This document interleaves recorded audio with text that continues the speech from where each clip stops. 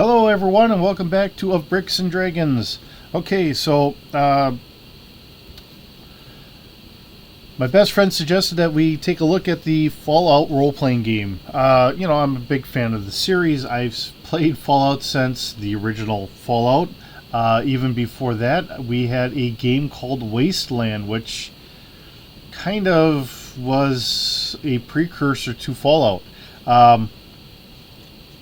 But here today we have the tabletop role-playing game Fallout. So this is, I picked up the starter box set, and the hobby shop I was at happened to have the Game Master's Toolkit. So I'll do a separate one on that one.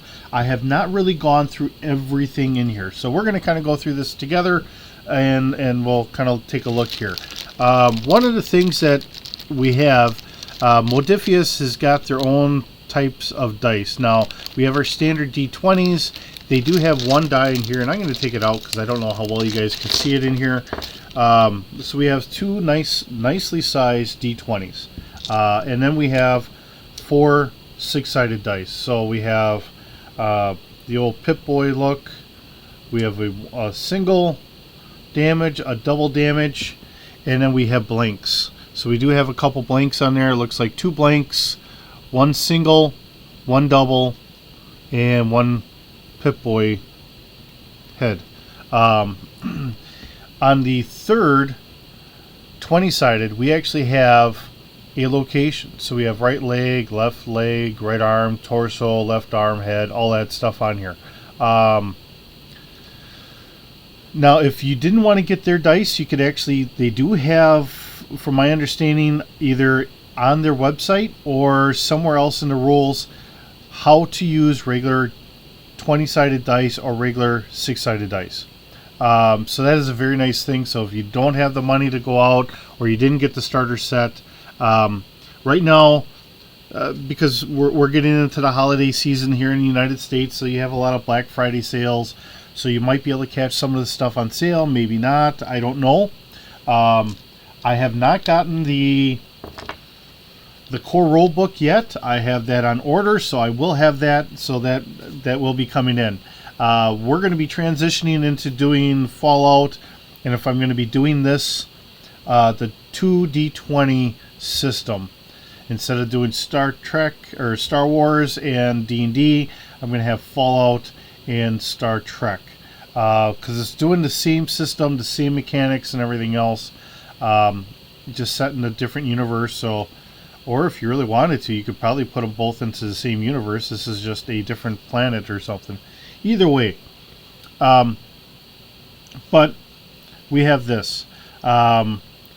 Licensed through Bethesda, done by Modiphius. I've listened to a couple actual plays. People seem like they're having fun. For those of us old timers, and I'll say in that regard, where we're used to a system where it's a little stricter, these are the rules and all that stuff. It's still there. One of the guys we talk about things, and we kind of bounce things off of each other, whatever else. He had a couple concerns about a couple things or whatever else. You could always do home rules. The other thing that I've noticed in doing like the 2D20 and that, because like with Star Trek Adventures, they have the Captain's Log.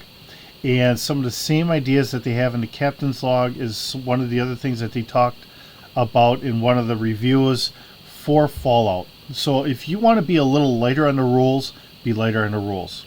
If you want it to be more of a narrative and let people actually role play, as in get into the character and just have fun that way, then so be it. Have fun. Remember, these are meant for fun. These are guidebooks, and I kind of revert back to one of the things that West End Games had done so many years ago in their original books. God only knows how many years ago that was at this point, maybe 30 or so. They had mentioned keep the game fun, because if it's not fun, no one's going to want to come back and play it. So that's rule number one. That should always be your key rule. So when you look at these games, and this is very much based off of everything you would do in Fallout 4. Or, here you see the Capital Waste. That's Fallout 3. So you can almost take that same stuff or the same scenarios and put it in there. I've looked other stuff up because now me and the guys, we can run and gun, not a problem. That's one thing. I was thinking about trying to do like a Dungeons and Dragons or even a D20 Modern or something where it was a little bit more tailored towards what my wife would like. Now, let's face facts. My wife is definitely not me, and she will never be so. I am more of like science fiction and running around in space. And my wife is very much, she loves Little House on the Prairie. So you get that big change in things. So to try and get a guide or something, and I might try and do something like that and do a little one-off or something, so that way you guys could get some ideas. If that's something that would interest you a little bit more, I'll try and see if I can't do it as, like I said, as a one-off. For buying cattle, for raising crops, having more of like a homesteader type idea. That's something that we don't really run into too much on role-playing games because typically we're the adventurers. You need the like the Texas Rangers to come around and make sure everybody's fine. Really you end up doing something like that, right? So that's my idea. At least to do something as a one-off as being a rancher or farmer or something. So this is a starter set, so trying to get an explanation of what it is. I mean, every game has always done that. What is role-playing? So for people that are new, when you look at what is role-playing, one of the old books had kind of mentioned, you ever go to a movie or watch a TV show and you're yelling at the screens like, no, go left, and then they go right or whatever, and then they run into whatever it is. Well, now you're that character. Now you can go left, or you can maybe go right or whatever. It's your choice how you want to do things, and if you want to get more into a character role on that, which the group I game with, we don't really get into the character as much. And I guess I'll say it in this regards. When we first started, there was the I'm trying to remember exactly what they had called it. I think it was like the Red Scare or whatever. That everyone was going to play Dungeons and Dragons and turn into devil worshippers and go off kilter. And they had made a movie about it, about a gentleman that kind of went a little off from center. But then when you learn the real story behind that the gentleman was doing drugs and he kind of fried his brain a little bit, and there's other things here. For me and the guys, I don't have those concerns. We're very well grounded.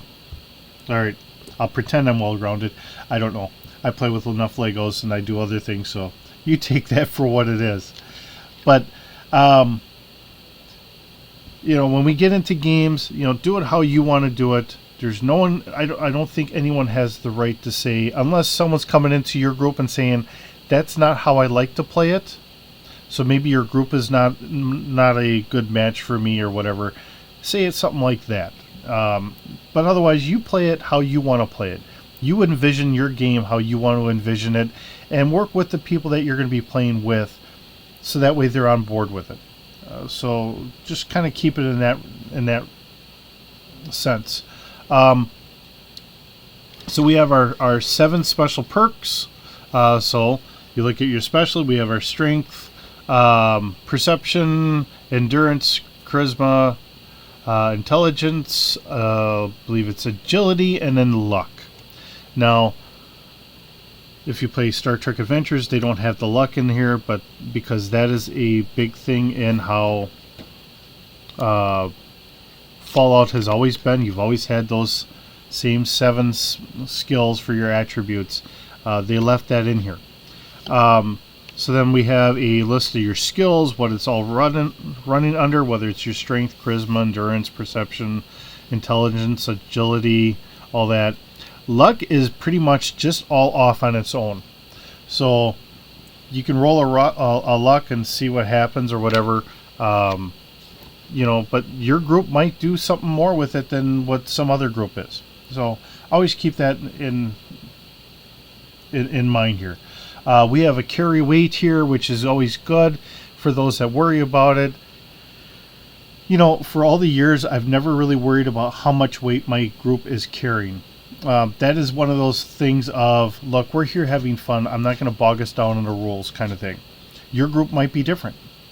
Mainly because you might have whatever your MacGuffin is for that campaign.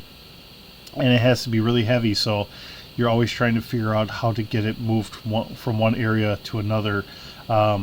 If I was really like in the D&D campaign that I was working on, if the guys had said that they wanted to move a bunch of material from one place to another, and that I did actually have it written out in there, and I took it from the idea of playing Black Desert.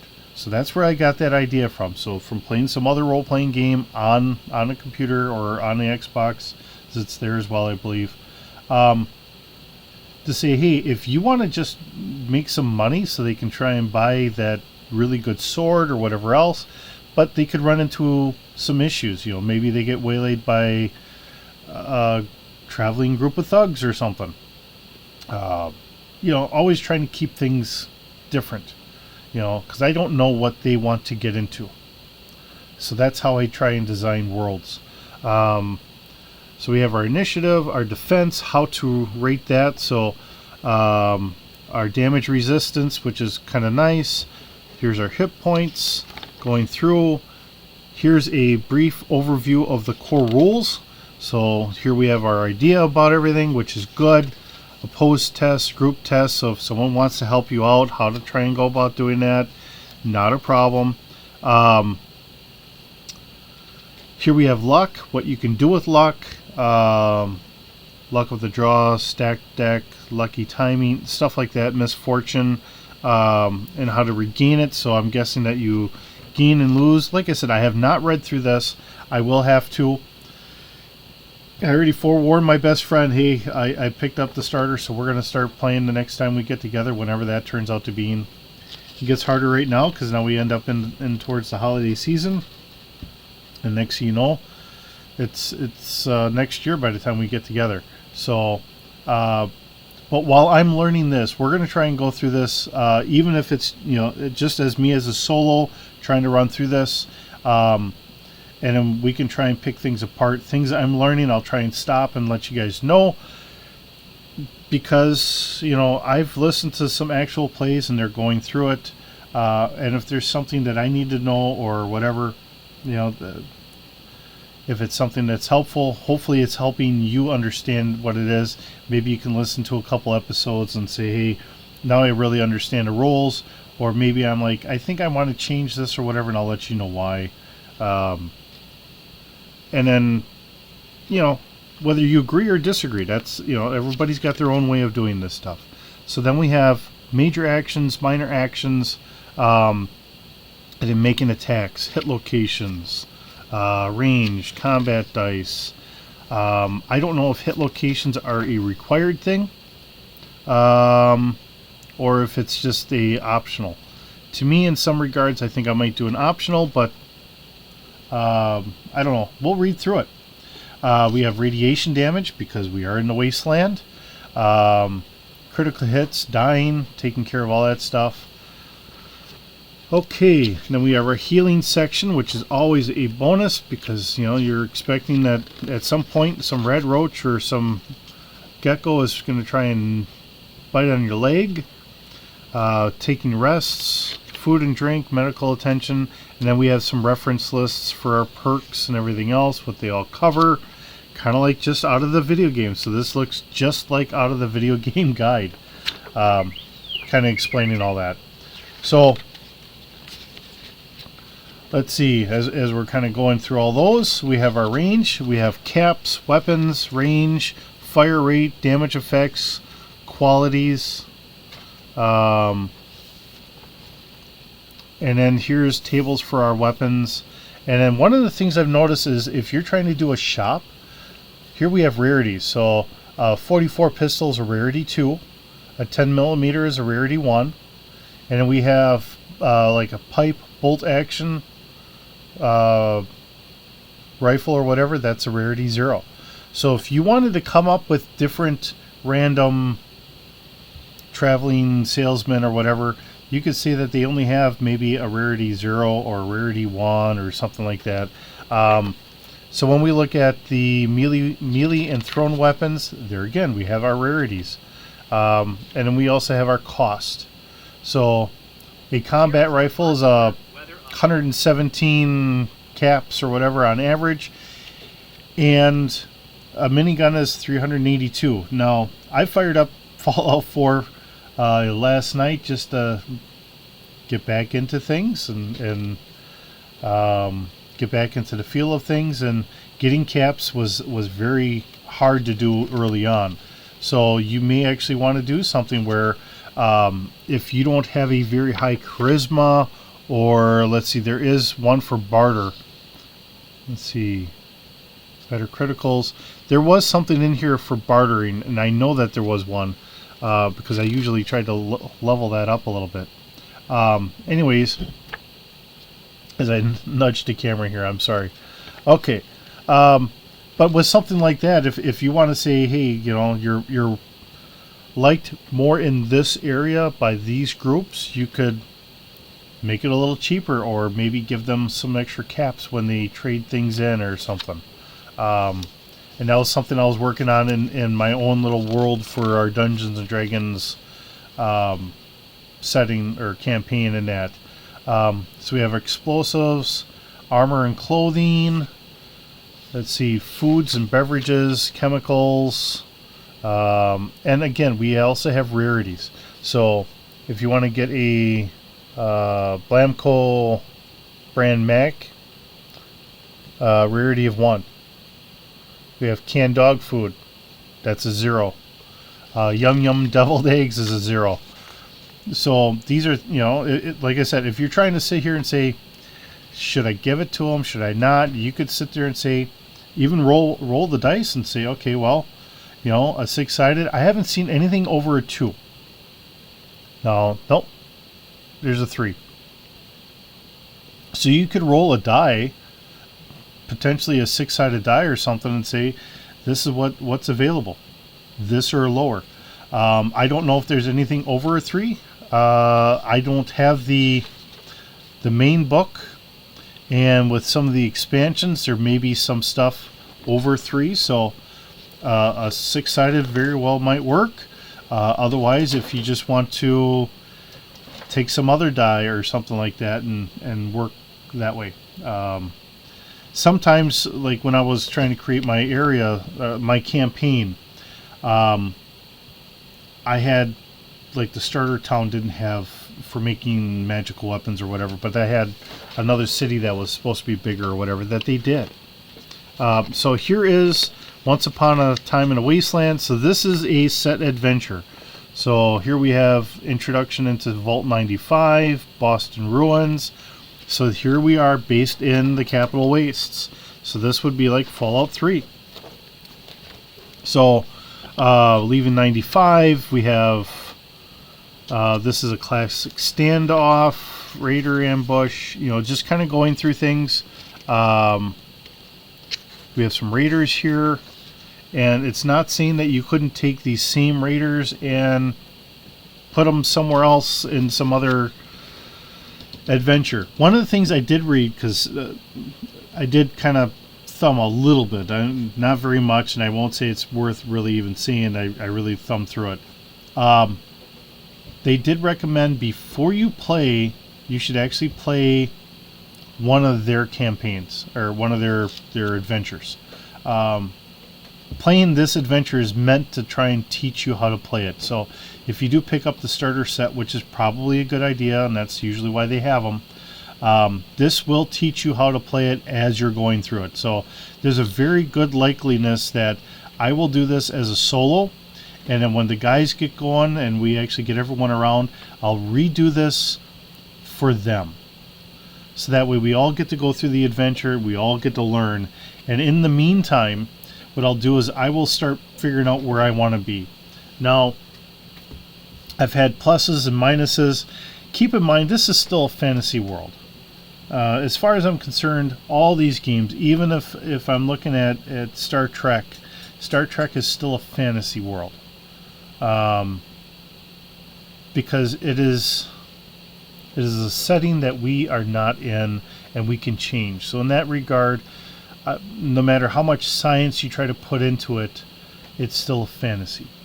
So change what you need to change. So if I was to put this, because I live in Wisconsin, if I wanted to put this in Wisconsin, remember this is like a 1950s look of Wisconsin in the future. So I could change whatever I wanted to change. If I want to say my hometown is XYZ, and I bring up a map of my hometown, and I could say, well, this road's not going to exist because I don't think that they would have built this in my world of it, and this is going to get changed to something else, and whatever. You have that freedom.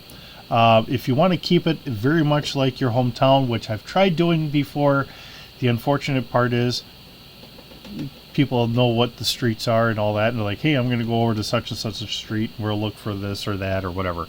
I've run into doing some of that over the years, and sometimes it works out pretty good. Sometimes, I'm being thrown for a loop because I admit I'm not originally from the town that I'm in.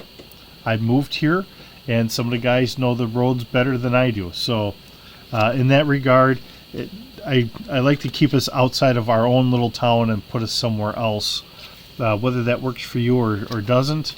There are some resources, so I have kind of done this a little bit. There is a good fan base of people trying to come up with their own stuff for all of this. So in that regard, I did find somebody came up with a list of different creatures. So I kind of saved that list, which they deserve the credit. They went through,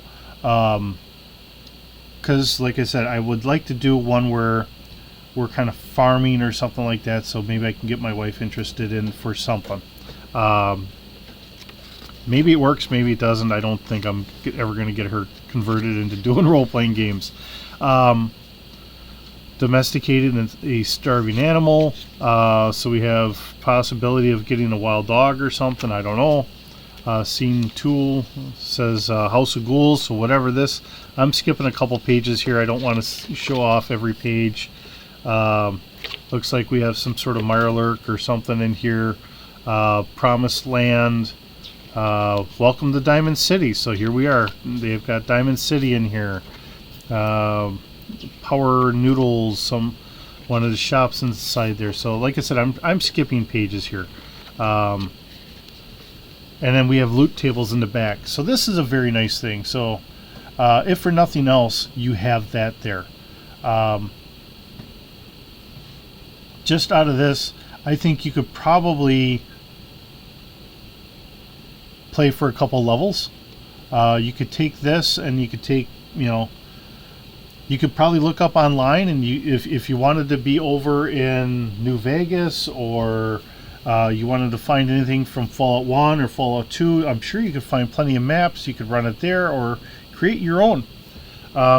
So beyond this, then we have a bunch of Nuka-Cola caps. And then they have some pre-generated character sheets here. So here you have some characters that you can just hand out and run, and go from there. So what do we have? We have 1, 2, 3, 4, 5, and 6 characters that you can run. I'm not going to try and show all of them because that's not really my intention. I'm not trying to do all that. But it's a very nice setup. I think it is really worth the money. I think you can catch it on sale on Amazon right now. which is always nice, but I really prefer to buy the stuff if I can at my local gaming shop, because I want to make sure that they're there for the long haul, because it's always nice to be able to go into the local gaming shop and browse and say, you know what, let me pick this up or whatever. And if I don't support them, they're not going to be there. There's other people that go there. I'm not saying I'm the only one. Good Lord knows I don't go there very often, but I feel that, hey, they're there to help me get the stuff that I'm looking for, hopefully. And then one of the local ones I have, you know, if they don't have it, they'll order it, and then they might even take a little bit off of it or whatever. So it works pretty good. I really give them a lot of credit for that. I mean, to be a self-employed person and all that, and you're going to sit in the store pretty much all day, every day, you know, that's a lot of dedication, and I appreciate that they're there for me, so I try to give them what business I can give them. I don't always go there because, let's face it, we were just doing 5th edition Dungeons and Dragons. I make up my own stuff for the most part. I'm doing a lot of the old Star Wars stuff that's out of print, so it's not like I'm buying a lot of stuff, but I give them what business I can. Sometimes I go in there and I just some new dice or something. So I have dice all over the place, as well as Legos and all the other stuff. So and that's where I got my Warlock stuff, unless it was something that I just couldn't find there, that or it was so much cheaper that I just couldn't resist getting it off of Amazon, because I could afford maybe that and something else compared to the hobby shop. I try to give them what business I can, but unfortunately when I'm trying to do this all on my own little pay, and I got to make sure the wife's not too upset with me, you know, you got to make what decisions you got to make. And I don't berate anyone for whatever choices they make. Even with Legos, if you have someone that's very dedicated, they only want Legos, that's great. If you're tighter with your pocketbook and you just can't afford it, and you want to get an off-brand that's doing something close to it, but you know, with getting a couple extra parts, you're pretty much where Lego is, that's fine with you too. As far as role-playing games go, to get stuff from, you know, a certain name brand or something else, it's whatever works for you. I don't care if you even, and I've done it here, and give me a second, I'll show you. Even if you just get some printed terrain. These have been kind of crushed a little bit because they were sitting in a box, and unfortunately I closed up the box and I kind of scrunched things. I mean, look, that's cardstock paper, just printed off. That's all this is. You know, if this is what works in your budget, then by all means have at it. You know, even if you don't have any figures or whatever, it's all on you. You don't have to have figures, you don't have to have terrain. Having maps do help a lot. Having all that stuff really helps a lot, but if you can't afford it, don't worry about it. Make it fun, make it interesting, make it a time just to get together with your friends. That's the important part. So with that being what it is, I'm gonna call her it for this one. So thank you for visiting, thank you for sitting around my pool table today. Hope you had a good time.